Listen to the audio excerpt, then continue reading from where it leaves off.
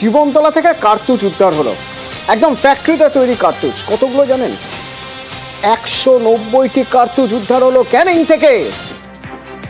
190টি factory made পিস্তলের কার্তুজ, এছাড়াও double barrel rifle. কারাই অস্ত্র কারবারি 4 জনকে ইতিমধ্যে গ্রেপ্তার করেছে স্পেশাল টাস্ক ফোর্স, এবং এই 4 জনই নামী অস্ত্র বিপণন সংস্থার কর্মী। অনুপ রয়েছে আমার সঙ্গে ফোনে। অনুপ, 119টি ফ্যাক্টরি মেড কার্তুজ, এই কার্তুজ এখানে এলো কিভাবে? কারা নিয়ে আসছিল?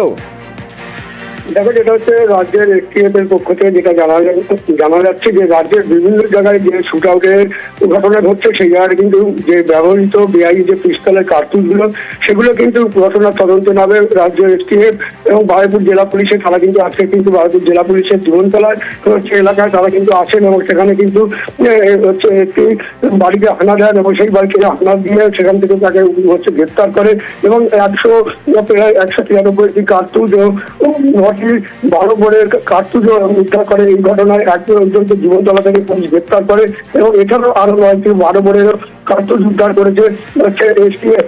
এই ঘটনা কিন্তু জীবনতলায় হচ্ছে যে এলাকা থেকে পুলিশ তাকে গ্রেপ্তার করে নিয়ে গেছে, আজকে তাকে আলিপুর আদালতে তোলা হয়েছে। পুলিশ সূত্রে যেটা জানতে পারছি, তবে এই ঘটনার পরিবার কিন্তু সম্পূর্ণ অস্বীকার করেছে।